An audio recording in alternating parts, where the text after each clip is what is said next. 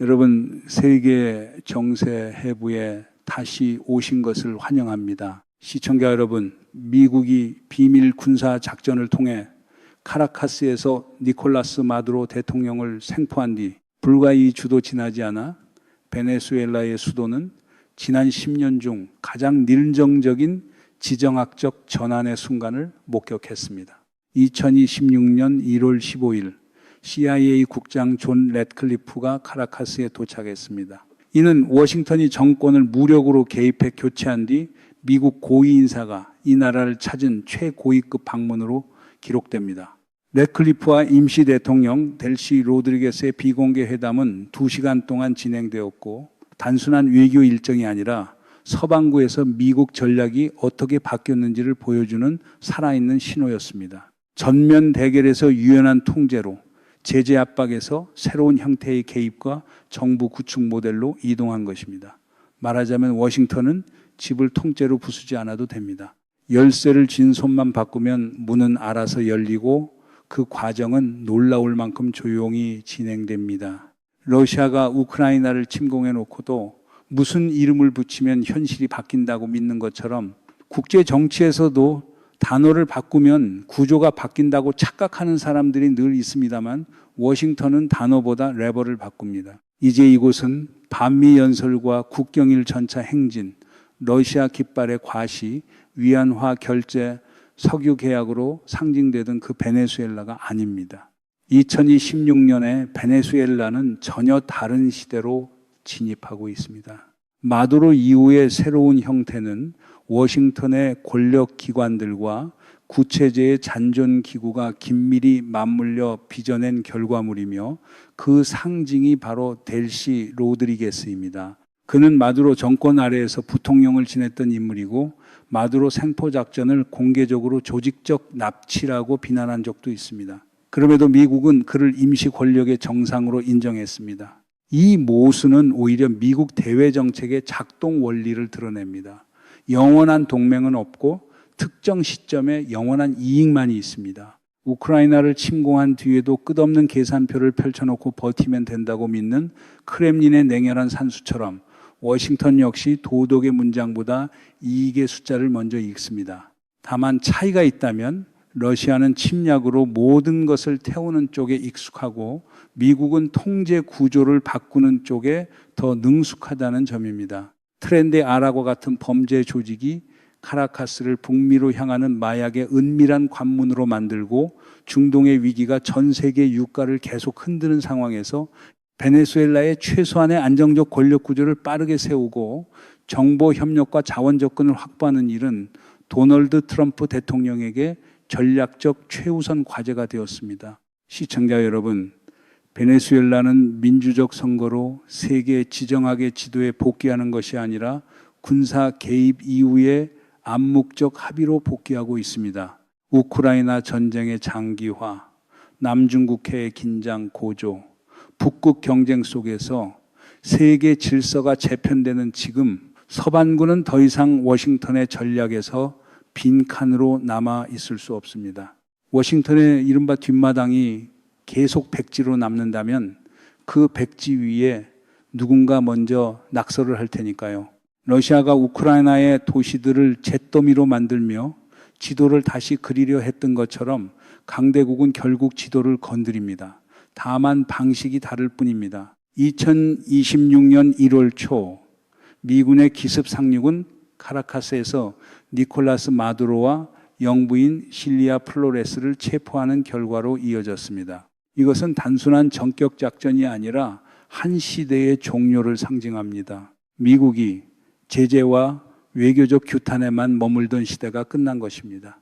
냉전 이후 서반구에서 이 정도로 대담한 직접 행동은 매우 이례적이었습니다. 이 사건은 수십 년간 이어진 베네수엘라 사회주의 체제의 종지부를 찍었고 중동의 과거 군사 개입보다 훨씬 정교한 새로운 유형의 연성 통제 단계로의 전환을 알렸습니다. 이른바 자유를 외치며 폐허를 남긴 뒤에야 계획을 찾던 실패의 연대기, 이라크와 아프가니스탄의 악몽을 워싱턴은 반복하고 싶지 않았고 그 점에서 우크라이나 전쟁처럼 끝이 보이지 않는 소모전은 워싱턴이 가장 피하고 싶은 그림이었습니다. 전쟁은 누구에게도 선물이 아니지만 특히 침략 전쟁은 가해자에게도 독이 됩니다. 러시아는 그 독을 마시고도 계속 잔을 들고 있고 세계는 그 장면을 지켜보며 피곤해지고 있습니다.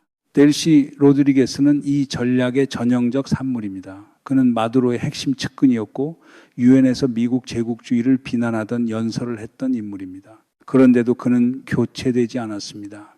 이유는 단순합니다. 그는 시스템을 알고 잔존기구를 움직일 수 있으며 특히 국내 치안과 국가 석유기업 PDVSA를 통제할 능력이 있기 때문입니다. 미국은 그를 단지 남겨둔 것이 아니라 임시 합법 지도자로 대우했습니다. CIA가 카라카스까지 직접 대표를 보내대면한 것은 이전의 어떤 개입 이후 시나리오에서도 보기 드문 장면입니다. 이는 남미에서 미국이 행동하는 방식이 교리 수준에서 바뀌었음을 보여줍니다.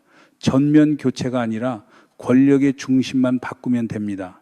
그리고 그 중심이 미국 기업의 수천억 달러 규모의 유전을 개방하고 초국가 범죄 대응을 위한 정보 데이터를 공유할 의지가 있다면 워싱턴의 실용주의 관점에서 과거의 정치적 행적은 얼마든지 용서 가능한 비용으로 재분류됩니다. 러시아가 우크라이나를 침공하며 스스로를 고립시키는 동안 워싱턴은 비용을 최소화하면서 레버를 최대화하는 쪽으로 진화했습니다. 침략이 아니라 설계로, 포격이 아니라 장부로. 전략적으로 워싱턴은 전면 재건 없이도 대립 정권을 무너뜨리는 데 성공했습니다. 이라크나 아프가니스탄처럼 국가를 통째로 다시 짓는 방식은 피했고 대신 소수의 핵심 고리를 확보했습니다. 타협할 수 있고 통제할 수 있고 이익에 충성할 수 있는 연결고리만 있으면 됩니다. 그렇게 만들어지는 베네수엘라의 새 모델은 친미 성향의 반주권 형태로 작동하며 혁명적 볼리바르의 요새가 아니라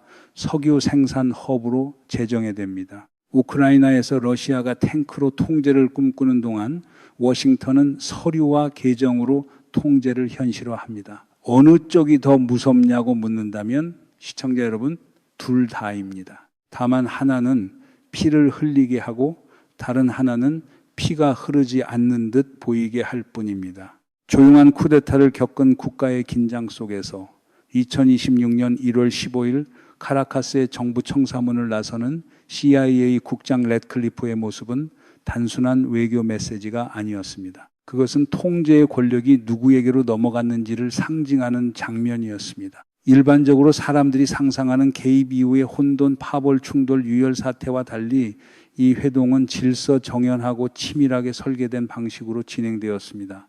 워싱턴은 체제를 통째로 전복하는 것이 아니라 그 체제의 조종석만 바꾸었습니다. 누가 리모컨을 쥐는지 바뀌면 화면 속 장면이 바뀌는 것처럼 말입니다. 러시아가 우크라이나에서 조종석을 폭파해버리고도 화면이 자기 뜻대로 바뀌길 바랐던 것과는 다른 접근입니다. 폭파는 통제가 아니라 혼돈을 부르고 혼돈은 결국 비용이 됩니다. 이 방문은 사전 예고도 없었고 백악관의 요란한 발표도 없었으며 공동 사진도 없었습니다. 그러나 미국 당국은 마두로 제거 이후 가장 높은 수준의 방문이라고 확인했습니다. 도널드 트럼프 대통령의 직접 권한을 받은 래클리프는 신뢰 구축이라는 미사여구를 넘어 워싱턴과 카라카스 사이의 임시동맹을 위한 전략적 조건을 확정하러 온 것입니다. 비공개 회의실에서 2시간 동안 논의된 것은 민주주의나 인권 선거가 아니었습니다. 제도 구축이라는 이름을 달고 흔히 등장하는 의제들은 뒤로 밀렸고 핵심은 3가지였습니다. 정보 협력, 경제 안정, 그리고 초국가 조직 범죄의 척결입니다. 특히 트렌데 아라과 같은 조직의 이름이 직접 거론되었고 베네수엘라가 더 이상 그들에게 안전지대가 되어서는 안 된다는 경고가 포함되었습니다. 여기서 중요한 디테일 하나가 드러났습니다. 트럼프 대통령이 로드리게스에게 앞으로 더 나은 협력을 기대한다는 메시지를 전달했다는 점입니다. 겉으로는 외교적 문장처럼 들리지만 지금의 상황에서는 새로운 전략 동맹을 위한 청신호입니다. 미국은 모범적인 민주 지도자를 원하는 것이 아니라 말귀를 알아듣고 편을 고를 줄 알고 미국의 경제 안보 이익을 존중할 줄 아는 파트너를 원합니다. 러시아가 우크라이나를 침공해 놓고도 자신을 피해자처럼 연기하며 세계가 그 연기를 믿어주길 바라는 것처럼 국제 정치에서 연기는 늘 존재합니다. 다만 워싱턴은 연기보다 계약서를 중시합니다. 미국은 로드리게스에게 과거를 버리라고 강요하지 않았습니다. 다만 대결 정책을 버리라고 요구했습니다. 정보기관의 언어로 말하면 장벽이었던 인물을 파리되게 만드는 변환입니다. 로드리게스는 수차례 위기를 통과한 정치인의 냉정한 실용주의로 그것을 이해했습니다. 그는 CIA와의 만남을 수의갈했고 미국의 권력 언어로 협상했으며 국가 석유 자원의 문을 열어 정치적 생존과 임시 통제력을 교환했습니다. 이상은 복도에서 기다리고 이익은 회의실에 앉는 장면입니다. 러시아의 우크라이나 침공이 보여준 가장 잔혹한 교훈도 비슷합니다.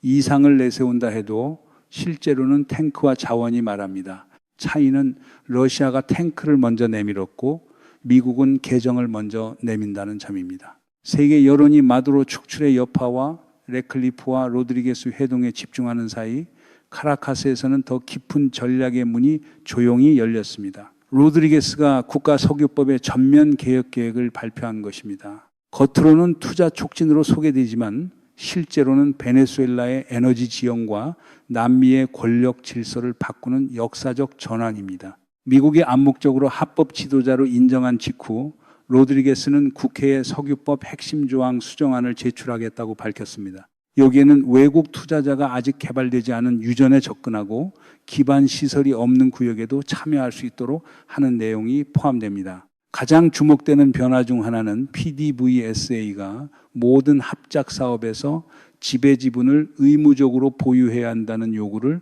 완화하거나 철폐할 수 있다는 점입니다. 이는 볼리바르주의의 20년간 금기였던 붉은 선이었습니다. 이제 워싱턴의 그림자 아래에서 그 선은 지워졌습니다. 우크라이나에서 러시아가 붉은 선을 그어놓고도 매번 스스로 밟아버리며 세계를 피곤하게 만든 것처럼 강대국의 붉은 선은 때로 신념이 아니라 협상의 도구일 뿐입니다. 이 돌파구 뒤에는 완전히 새로운 재정 구조가 있습니다. 업계 소식에 따르면은 마두로 체포 이후 베네수엘라의 원유 수출 수익은 미국이 감시하는 은행 계정 체계로 들어가게 됩니다. 2026년 1월 중순 기준 원유 수익은 약 5억 달러에 도달했습니다.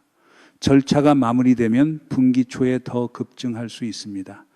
이것은 단지 투명성의 문제가 아니라 로드리게스 정부가 워싱턴이 국가 자원 배분의 조종자 역할을 하도록 수의갈했다는 명확한 상켓입니다. 20년 넘게 반제국의 요새를 자처하던 나라가 이제는 전략적 위탁 형태의 자원관리 모델로 운영됩니다. 국고의 열쇠는 다른 주머니에 있고 집주인은 열쇠 구멍을 바라보며 안정이라는 이름을 되뇌는 구조입니다. 러시아가 우크라이나에서 스스로를 고립시키며 자원의 통로를 막아버린 반면 베네수엘라는 자원의 통로를 열고 대신 통제의 통로를 내줍니다. 미국의 트럼프 행정부는 베네수엘라를 서반구의 새로운 전략 에너지 허브로 만들겠다는 야심을 숨기지 않습니다. 재건 프로젝트는 최대 1,000억 달러 규모로 평가되며 채굴 인프라 현대화, 정유 및 석유화학시설 재건, 특히 북부 항만을 통한 수출 능력 개선을 포함합니다.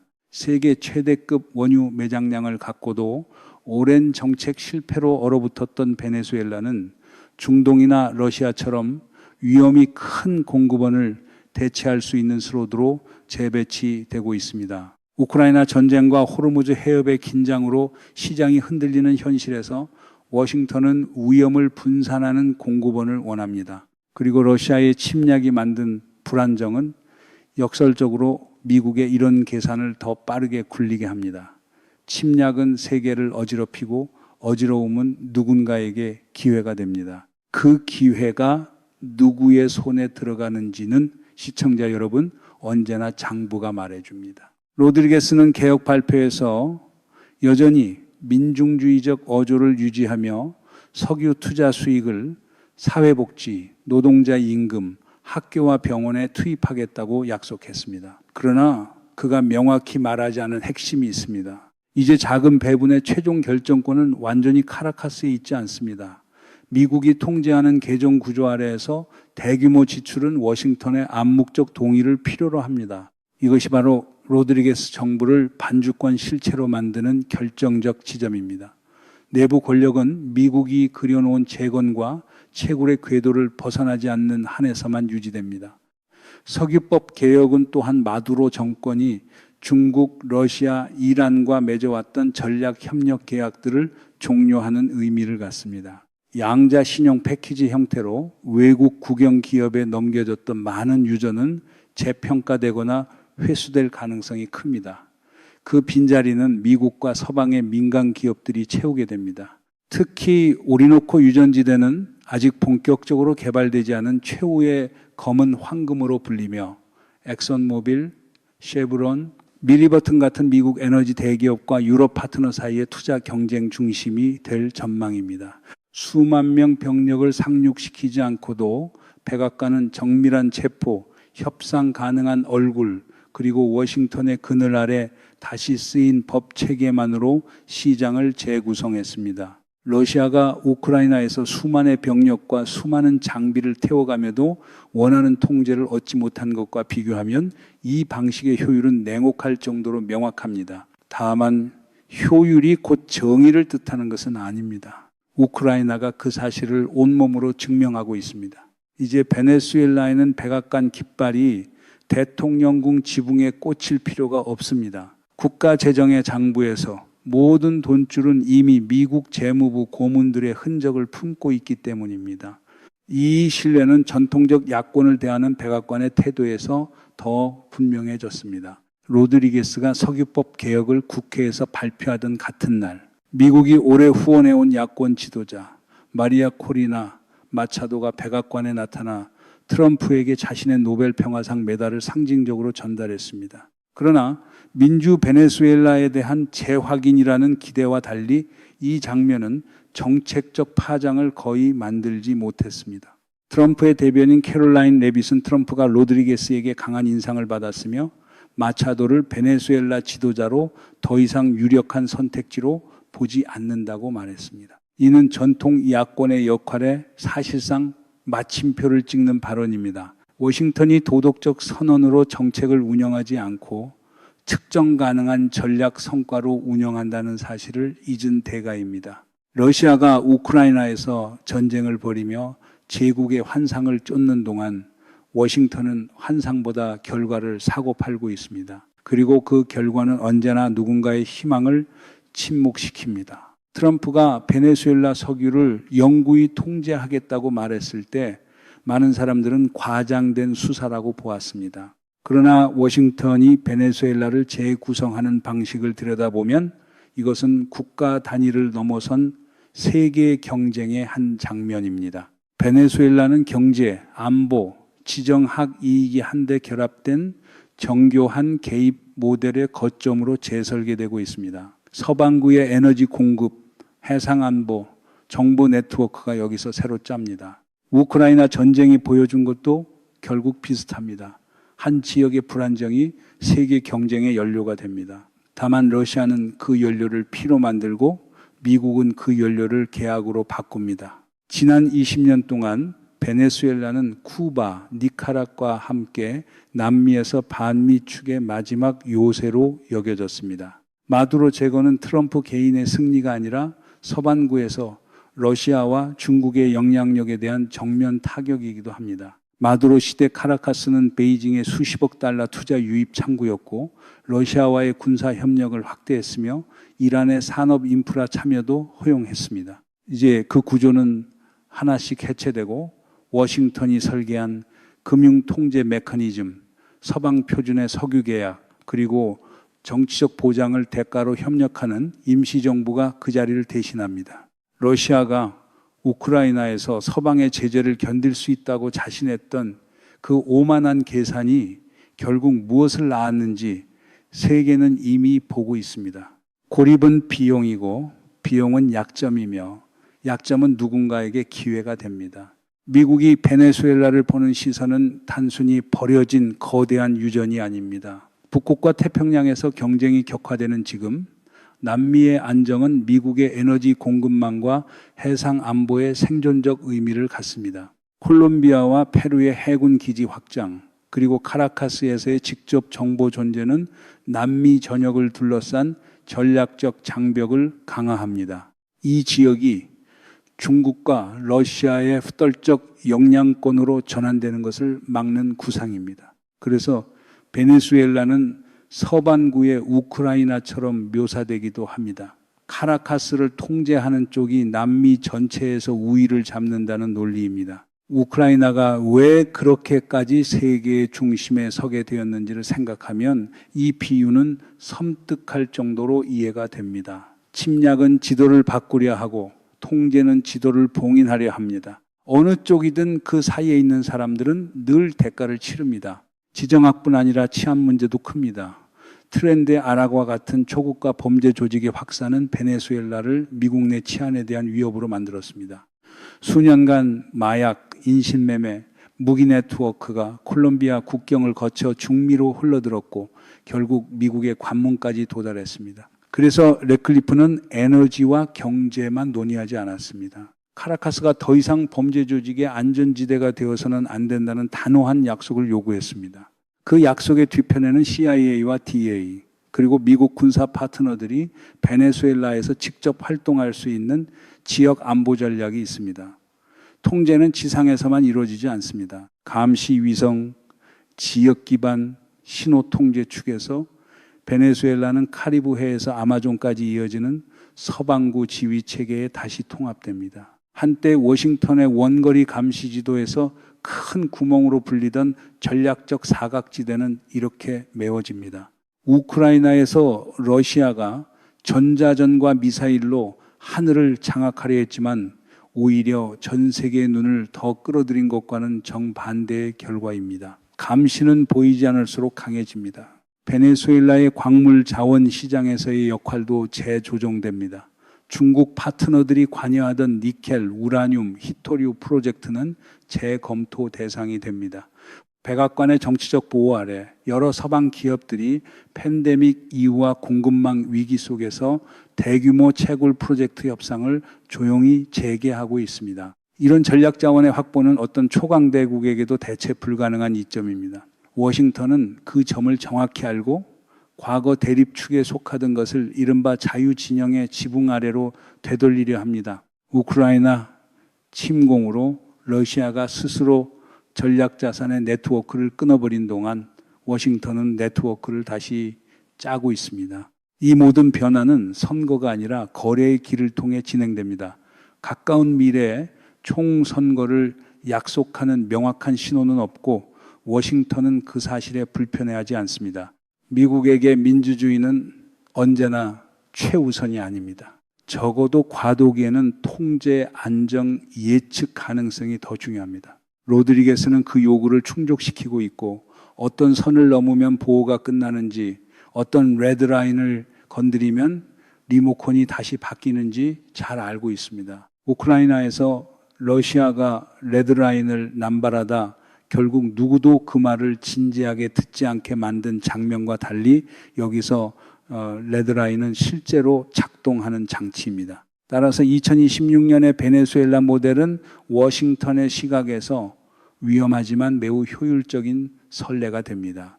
미국은 중동에서 수천 명의 희생을 치르지 않아도 됩니다. 제도를 서술해서 만들지 않아도 됩니다. 비싼 선거를 치르고도 다시 반미 지도자를 맞이하는 악순환을 감수하지 않아도 됩니다. 그저 옛 수장을 정확히 제거하고 타협 가능한 중간 인물을 세우고 서방 표준으로 작성된 석유 계약서를 확보하면 됩니다. 결과는 대립하던 국가가 전략적 지렛대로 전환되는 것입니다. 피를 흘리지 않는 이라크의 누스카처럼 보일 수 있습니다. 전쟁을 선포하지 않지만 목표는 달성합니다. 우크라이나에서 러시아가 피와 장비를 쏟아부어도 세계의 구조를 자신 뜻대로 바꾸지 못하고 있는 현실을 떠올리면 이 대비는 더욱 냉혹합니다. 물론 이 모델을 장기적으로 유지하기 위해서는 난관도 많습니다. 로드리게스는 절대적으로 신뢰할 수 있는 인물이 아닙니다. 그는 마두로 체제의 일부였고 미국을 공개적으로 비난했던 과거가 있으며 지금의 타협은 권력을 유지하기 위한 유일한 길로서의 선택일 수 있습니다. 전통 야권이 완전히 사라진 것도 아닙니다. 베네수엘라 국민은 이미 오랫동안 거대한 게임의 도구로 소비되어 왔기에 외부의 손이 들어간 어떤 합의에도 깊은 의심을 품고 있습니다. 그러나 세계가 장기 혼동기에 진입하는 지금 전쟁, 기술 경쟁, 공급망 위기, 그리고 서방 질서에 도전하는 세력의 부상 속에서 베네수엘라 모델은 미국에게 분명한 전략적 이익을 제공합니다. 거대한 자원을 통제하고 남미의 후방 거점을 만들고 전면전을 촉발하지 않고도 지정학적 경쟁자를 제거하는 것입니다. 우크라이나 침공이라는 러시아의 비상식이 만들어낸 세계의 흔들림은 이런 계산을 더 빠르게 굴리는 역설적 연료가 되고 있습니다. 침략 전쟁은 불의하며 그 불의는 결국 가해자도 파괴합니다. 다만 그 파괴의 과정에서 누군가는 기회를 챙기고 누군가는 고통을 감당합니다. 미국은 더 이상 점령을 통해 통제하지 않습니다. 서방식 민주주의를 강제로 이식하는 방식으로 재건하지도 않습니다. 실용적 정보, 보장된 자원 합의, 국고 열쇠를 쫑 수 있는 강력한 금융 시스템이면 충분합니다. 베네수엘라는 그 공식의 첫 번째 구현물이 되었습니다. 이 게임에서 미국은 해방하러 온 것이 아니라 형태를 만들러 왔습니다. 중국과 러시아가 전통적 방식으로 영향력을 확장하는 동안 워싱턴은 한 걸음 앞서 점령 없이도 세계를 통제하는 방식을 실험하고 있습니다. 그리고 우크라이나의 밤이 길어질수록 이 실험은 더 많은 지역에서 반복될 위험이 커집니다. 침략이 불러온 혼돈이 결국 또 다른 통제의 명분이 되기 때문입니다. 불의한 전쟁은 늘 이렇게 한쪽에서는 폐허를 만들고 다른 쪽에서는 청사진을 만듭니다. 여기까지 오늘 저의 프로그램은 잠시 멈추겠습니다. 저는 여러분의 댓글과 의견을 늘 기다리고 있습니다. 시청해 주셔서 감사합니다. 안녕히 계시고 다음 시간에 다시 뵙겠습니다.